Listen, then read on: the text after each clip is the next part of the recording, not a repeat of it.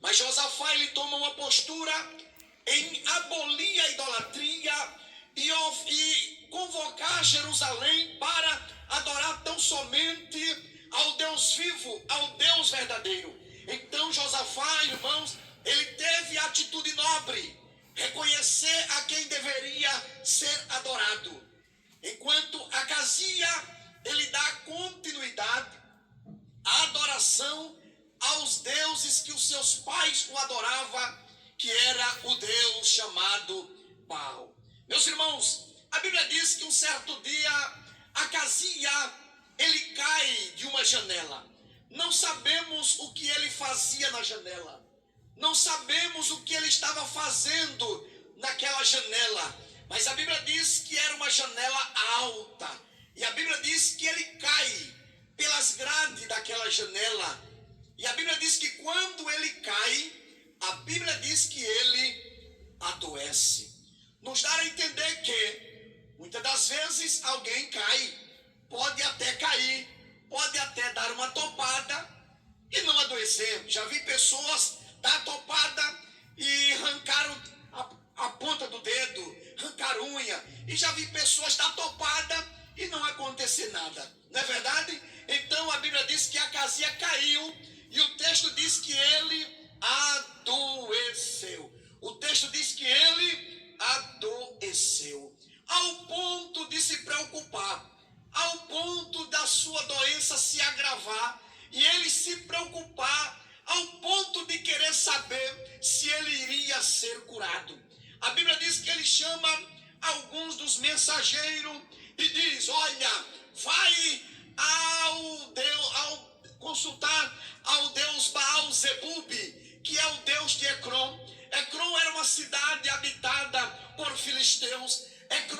Baal-Zebub era tido como Deus da mosca, onde os moradores daquela cidade veneravam aquele ídolo chamado Baal-Zebub.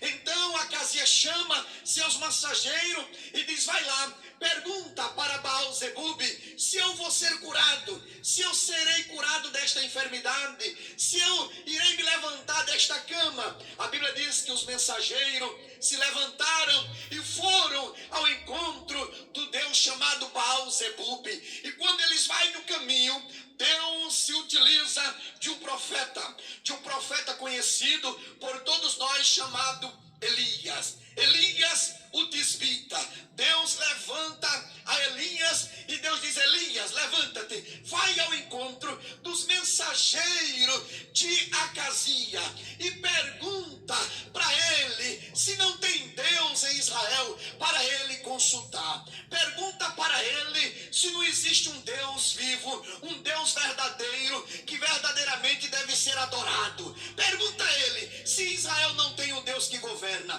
Pergunta a ele se Israel não tem um Deus que cura.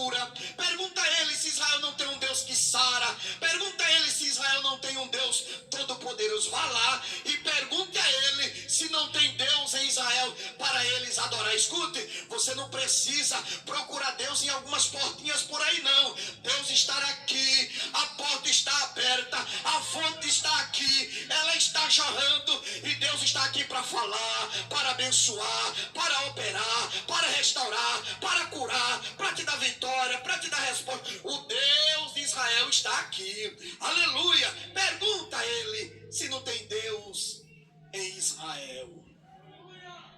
E diga a ele: da cama que ele subiu, ele não vai descer. Chega uma hora, irmão, que Deus chama eu e você para uma conversa. Deus, ele dá oportunidade ao homem, mas tem uma hora que ele diz: senta aqui, vamos conversar. Algumas coisas precisam ser esclarecidas e você precisa ouvir algumas coisas. Vai lá, diz para ele. Aí a Bíblia diz que Elias sobe e se encontra com os mensageiros de Acazia e diz a ele: olha, pergunta a Acazia se não tem Deus em Israel para Acazia adorar, para consultar.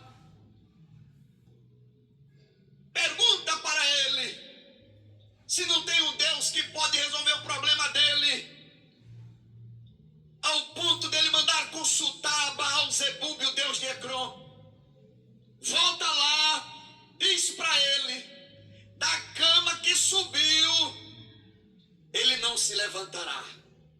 Ele morrerá. Os irmãos, observe que os mensageiros voltaram muito rápido,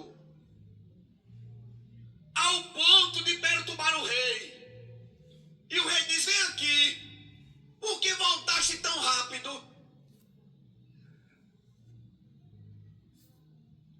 Ele disse: olha, um mensageiro se apresentou a nós.